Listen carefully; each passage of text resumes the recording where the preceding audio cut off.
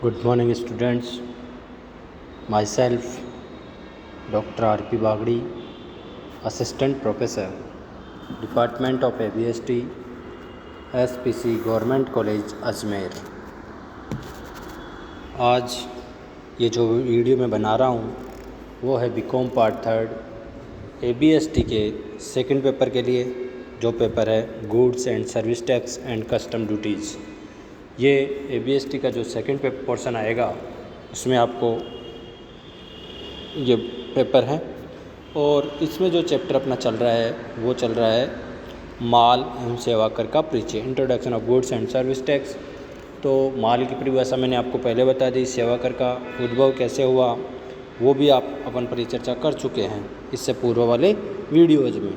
आज अपन जो माल और सेवा कर था उसका लाभ क्या क्या है और हानियाँ क्या क्या है उसके बारे में परिचर्चा करेंगे, क्योंकि GST की हमें आवश्यकता क्यों पड़ी इसके बारे में अपन बात करेंगे। तो GST की आवश्यकता क्यों पड़ी, तो जो या फिर यह कह सकते हैं कि GST के लाभ कौन कौन से हैं। माल एवं सेवा कर को लागू होना संपूर्ण देश के लिए सुखद स्थिति थी, क्योंकि यह एक अप्रत्यक्ष कर ढांचे में अत्यधिक महत्वपूर्ण सुधार है। इसके लाभ के कारण ही विश्व के लगभग 60 वर्ष पूर्व ही इसे अपनाना प्रारंभ कर दिया था, तथा अब तक 160 से अधिक देशों में इसे अपना चुके हैं। ये देश क्यों अपनाया? क्योंकि इसके कुछ ना कुछ प्रॉफिट्स हैं, और हमारे देश में तत्कालीन केंद्र सरकार द्वारा सिद्धांत के रूप में इसे अपनाने और लागू होने के वर्ष की घोषणा के बावजूद इसके वास्तव में लागू किए जाने में लगभग 10 वर्ष का समय लग गया। केंद्र एवं सभी राज्य सरकारों, राजनीतिक दलों, उद्योगपतियों आदि द्वारा एक स्वर में अपनाने का सीधा सीधा अर्थ है कि यह एक महत्वपूर्ण कर सुधार जिसका लाभ सभी हितधारकों, सरकारों, उद्योग और व्यापार जगत एवं उपभोक्ताओं को प्राप्त होगा। माल एवं सेवा कर के लागू होने से माल एवं सेवा की लागत में कमी आएगी, आर्थिक विकास में तेज गति से वृद्धि होगी और वस्तुएं और सेवाएं राष्ट्रीय और अंतर्राष्ट्रीय बाजार में प्रतिस्पर्धा का सामना करने के लिए मजबूत स्थिति में होगी। इस कर व्यवस्था GST को लागू होने से विभिन्न वर्गों को होने वाले प्रमुख लाभ कौन कौन से हैं उसके बारे में मैं आपको बता रहा हूँ। तो सबसे पहले जो लाभ होगा वो है कर पर कर लगाने के बुरे प्रभाव में कमी। कर पर कि पहले जो कर पे कर लगता था उसके जो नेगेटिव एस्पेक्ट्स थे उनको ख़त्म कर दिया गया इसके द्वारा। तो GST लागू होने से पूर्व देश में केंद्र सरकार और विभिन्न राज्य सरकारों द्वारा अनेक अप्रत्यक्ष कर लगाए, इनडायरेक्ट टैक्सेस खूब थे और उनको हटा करके ये GST लाया गया। तो उनमें से अनेक करों के संबंध में कर जमा का लाभ नहीं मिलता था तथा वे वस्तु की लागत में सम्मिलित कर लिए जाते थे। जब इन वस्तुओं की बिक्री पर कर वसूली जाता है तो पहले चुकाए गए कर पर भी कर की गणना की जाती थी। इस प्रकार उपभोक्ता को करों का भार अधिक वहन करना पड़ता था, परंतु GST में आपूर्ति के हर स्तर पर कर जमा का लाभ मिलने के कारण अब कर पर कर की गणना नहीं होती। कहने का मतलब यह है कि GST जब से आया है उसके बाद कर पे कर गणना नहीं होती है। ठीक है। इसके बाद दूसरा पॉइंट है अनेक करों और दोहरे करारोपण की समाप्ति, elimination of multiple taxes and double taxation. हमारे देश में केंद्र और राज्य सरकार पर अनेक अप्रत्यक्ष कर लगाए जा रहे थे, जैसे विशुद्ध निर्माण करने पर उत्पाद शुल्क, उस माल को दूसरे राज्य में भेजने पर केंद्रीय बिक्री कर तथा दूसरे राज्य में उसका विक्रय करने पर स्टेट वेट। इसके अलावा परिवहन भाड़े, सेवा कर, शहर में माल के प्रवेश पर प्रवेश कर, चुंगी आदि पर कर लगते थे, और माल एवं सेवा कर में लगभग इन सभी करों को सम्मिलित कर लिया गया तथा केवल एक कर माल एवं सेवा कर GST लगा गया। कहने का मतलब यह है कि सभी को ख़त्म करके एक GST लागू कर दिया, जिससे विभिन्न करों से छुटकारा मिल गया। स्वाभाविक रूप से अधिकांश दशाओं में इस कर की दर पुराने समस्त करों के योग की तुलना में कम रही है। इसके अलावा इसे समान रूप से माल एवं सेवा वो दोनों पर लागू किया गया है। पुराने करों में अनेक बार ऐसे विवादास्पद मामले सामने आते थे कि कोई व्यवहार लेन देन माल से संबंधित व्यवहार है अथवा सेवा से संबंधित, ये भी नहीं कर सकते थे कि ये माल से संबंधित है या सेवा से संबंधित है, क्योंकि इस कर को माल एवं सेवाओं दोनों पर एक रूपता के साथ लागू किया गया था। अतः अब दोहरे करारोपण की समस्या स्वतः समाप्त हो जाएगी और व्यवसाय करना आसान रहेगा। तीसरा है एकीकृत राष्ट्रीय बाजार का निर्माण, क्रिएशन ऑफ अनफाइड और कॉमन नेशनल मार्केट। संपूर्ण देश में एक समान कर जीएसटी की दर एक समान प्रक्रिया होने के कारण व्यापार में आने वाली अनेक बाधाएं स्वतः दूर हो जाएगी तथा संपूर्ण देश एक बाजार जैसा हो जाएगा। राज्य सरकारों द्वारा लगाए गए करों की दर प्रक्रिया आदि में भिन्नता होने के कारण व्यापार में अनेक बाधाएं आती है। इसके बाद उत्पादों का प्रतिस्पर्धा के मुकाबले में अधिक सक्षम होना, मोर कम्पिटिटिव प्रोडक्शन। माल एवं सेवा कर के अपनाने से एक तरफ तो कर का बोझ कम होने के कारण माल का मूल्य घटना संभव होगा, इसके साथ ही नौकरशाही लाल फीताशाही की समस्या भी कम आने के कारण अप्रत्यक्ष रूप से उत्पादन लागतों में कमी आएगी। हमारे देश में निर्मित माल सेवाएं विदेशी माल सेवाओं में से प्रतिस्पर्धा करने में सक्षम हो जाएगी। विदेशी बाज़ारों में हमारा माल महंगा होने के कारण हमें आसानी से विदेशी बाज़ार नहीं मिल पाता था और तथा सरकार को आयात निर्यात करों में परिवर्तन करके सहायता करनी पड़ती थी। इतना ही नहीं, दूसरे देश हमारे देश में हमारे माल की प्रतिस्पर्धा में आसानी से बेच लेते थे। इस नए कर के कारण हमारे उत्पाद दोनों की तरफ प्रतिस्पर्धा का मुकाबला करने में सक्षम हो जाएंगे और इससे हमारे देश में वस्तुओं के निर्माण में वृद्धि होगी। भारत सरकार की मेक इन इंडिया पहल को भी प्रोत्साहन और ताकत मिलेगी। इसके बाद अगला पॉइंट है उपभोक्ता अथवा सामान्य जनता की कुल भार में कमी, reduction in overall tax burden of consumers. प्रत्येक अप्रत्यक्ष कर का भार उपभोक्ता को वहन करना पड़ता है, ये अपने को पता है। पूर्व कर प्रणाली में उपभोक्ता को केवल बिक्री कर के भुगतान का पता चलता था और पूर्व में उस माल की लागत में कितने कर जोड़े जा चुके हैं इसका पता उसे नहीं चलता था। अतः दिखने में उपभोक्ता को यह लग सकता है कि उस पर जीएसटी की दर अधिक है, परंतु कई कर सम्मिलित हो जाने के कारण उपभोक्ता पर कुल कर भार कम हो जाता है तथा उसे वस्तुएं सस्ती उपलब्ध होती है। इसके बाद बात करते हैं अपन सरकारी राजस्व में वृद्धि, इंक्रीज इन गवर्नमेंट्स रेवेन्यू। ये तो स्वाभाविक है कि जब प्रोडक्शन ज़्यादा होगा तो राजस्व भी वृद्धि होगी। ये हास्यास्पद लगता है कि उपभोक्ता कम कर चुकाएगा तो फिर सरकारी राजस्व में वृद्धि कैसे हो सकती है, परंतु वास्तविकता यही है कि केंद्र सरकार और विभिन्न राज्य सरकारों के राजस्व में वृद्धि होगी। ऐसा कई कारणों से संभव होगा।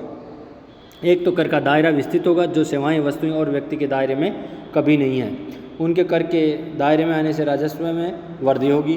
दूसरे देशी और विदेशी मांग में वृद्धि होने के कारण प्रोडक्शन अधिक होगा और प्रोडक्शन अधिक होगा तो सेवाओं की अधिक आपूर्ति होने के कारण सरकार को अधिक राजस्व की प्राप्ति होगी। तीसरे, कर कानूनों की अनुपालना में भी कर की चोरी की कमी आएगी क्योंकि सरकार अधिक राजस्व प्राप्त होगी। इसके बाद करते हैं करों का प्रशासन सुगम होना। ये भी बात ठीक है कि जो स्मूथ एडमिनिस्ट्रेशन ऑफ टैक्सेस थे, इस कर कानून अर्थात जीएसटी में पारदर्शिता तथा डिजिटल और इलेक्ट्रॉनिक्स साधनों को बिल बनाने, रिटर्न दाखिल करने आदि में प्रयोग किया गया है। इससे कर प्रशासन आसान होगा तथा लागत में कमी आएगी। कर अधिकारियों एवं सामान्य व्यापारियों के मध्य व्यक्तिगत संपर्क में कमी आने से भी कर अनुपालना बढ़ेगी। स्वयं कर निर्धारण प्रणाली सेल्फ असेसमेंट को लागू करने से भी कर प्रशासन सुगम रहेगा। ये अपने कई बार पूछ लिया जाता है क्वेश्चन कि जीएसटी लागू होने के कोई 4 प्रॉफिट बताइए या 2 प्रॉफिट बताइए, तो मैं आपको ये 7 प्रॉफिट बता चुका हूँ और इनका आपको वर्णन करना है।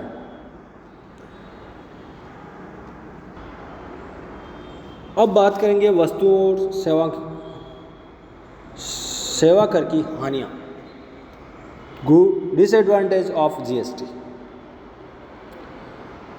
तो सर्वप्रथम तो यह है कि कंप्यूटर ज्ञान का अभाव,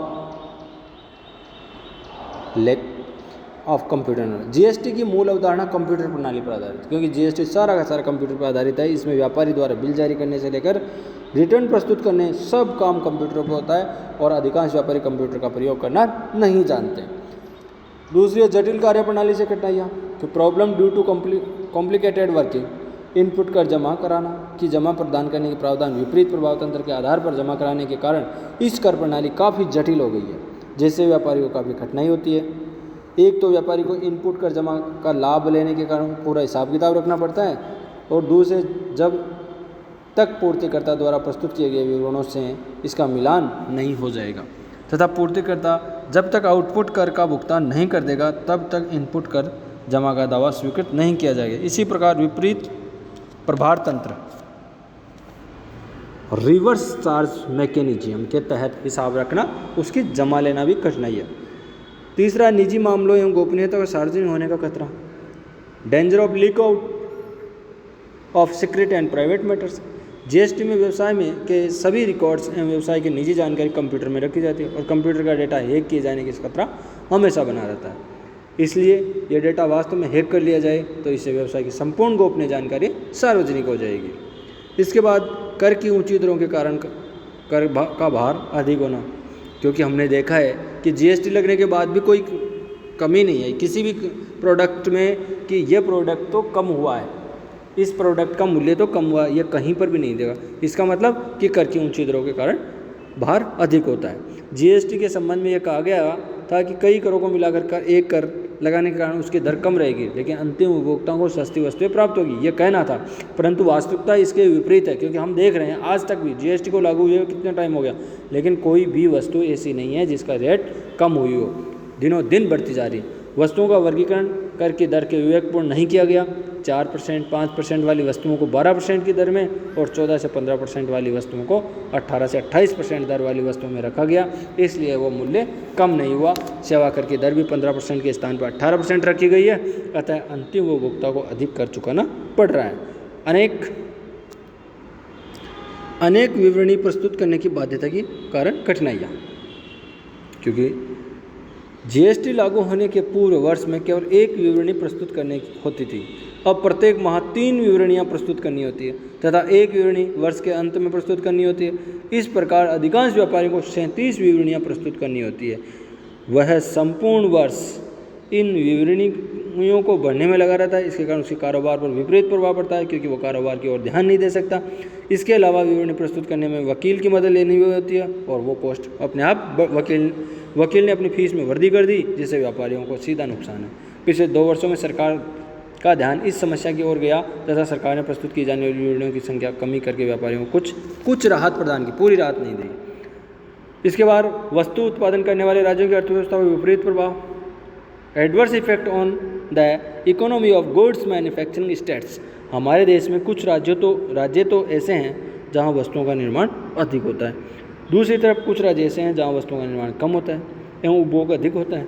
चूँकि जीएसटी गंतव्य आधारित उपभोग कर है, अतः माल को निर्माण करके दूसरे राज्यों में निर्यात करने पर उन राज्यों को कोई कर भार प्राप्त नहीं होता। यद्यपि संघीय कर प्रणाली के तहत सभी राज्यों ने अपनी अपनी सहमति प्रदान कर दी थी, परंतु ऐसे राज्य समय समय पर अपने विरोध प्रकट करते रहते हैं।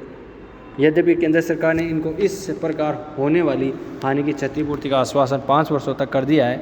हानि की गणना का विवाद का विषय है और 5 वर्ष बाद तो इनका पूर्व में मिलने वाली जीएसटी की पूरी हानि होगी। इसके बाद प्रणाली की सुरक्षा का अभाव, lack of security of system. देश की समस्त कंप्यूटर जीएसटी की वेबसाइट से जुड़े हुए हैं, अतः यदि कंप्यूटर प्रणाली में कोई दोष वायरस उत्पन्न हो जाता है, सभी व्यवसायिक गतिविधियों में अवरोध आ जाने का खतरा बना रहता है।